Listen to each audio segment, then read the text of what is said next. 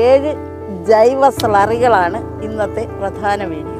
ഈ വീഡിയോ ഇടാനുള്ള ഉദ്ദേശ്യം എന്ന് പറയുന്നത് കേരളത്തിലെ എല്ലാ ജില്ലകളിലും ഇന്ത്യയിലെ ഒട്ടുമിക്ക സംസ്ഥാനങ്ങളിലും ഇതിൻ്റെ തണ്ട് വിപണനം ചെയ്യുന്നുണ്ട്. അവർക്ക് കൂടി ഇത് ലഭ്യമാക്കാൻ വേണ്ടിയാണ് ഈ ജൈവ സ്ലറികളെക്കുറിച്ച് ഇന്ന് ഞാൻ വീഡിയോ ചെയ്യുന്നത്.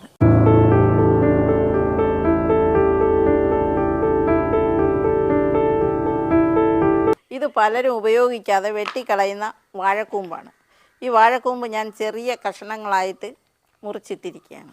ഇതിനകത്ത് ധാരാളം പൊട്ടാസ്യവും കാൽഷ്യവും മഗ്നീഷ്യവും അടങ്ങിയിട്ടുണ്ട്.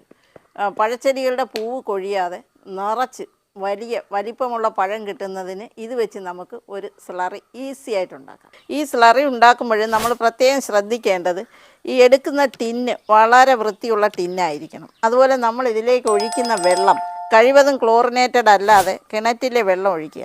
ചില ആളുകൾ നമുക്ക് കമൻ്റ് ഇടാറുണ്ട്, ഇങ്ങനെ ചെയ്യുമ്പോൾ പുഴു ഉണ്ടാകാറുണ്ട്. ഈ രീതിയിൽ ചെയ്താൽ ഒരിക്കലും പുഴു ഉണ്ടാകുന്നതല്ല.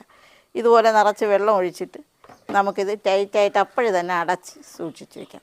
വേണമെന്നുണ്ടെങ്കിൽ നമുക്ക് ഇടയ്ക്ക് ഒന്ന് ഇളക്കി കൊടുക്കാം. ഇതൊരു 2 ആഴ്ച കാലത്തേക്ക് നല്ല തണുപ്പുള്ളൊരു സ്ഥലത്ത് സൂക്ഷിച്ചങ്ങ് വെച്ചിരുന്നാൽ മതി. അപ്പോഴേക്കും നമുക്ക് ഇതുപോലെയുള്ള ദ്രാവകം കിട്ടും. ഇതെന്ന് പറഞ്ഞാൽ പൊട്ടാസ്യവും കാൽഷ്യവുമായി റിച്ചായിട്ടുള്ളൊരു സ്ലറിയാണ്. ഇത് നമുക്ക് വെള്ളത്തിലൊഴിച്ച് ഡൈല്യൂട്ട് ചെയ്ത് നമുക്ക് ഏത് പഴത്തിൻ്റെയും പച്ചക്കറികളുടെ ഇടയ്ക്ക് ധൈര്യമായിട്ട് നമുക്ക് ഒഴിച്ചു കൊടുക്കാം. ഒരു പൂവും കൊഴിയത്തില്ല, നിറച്ച് കായ്ക്കും. ഇത്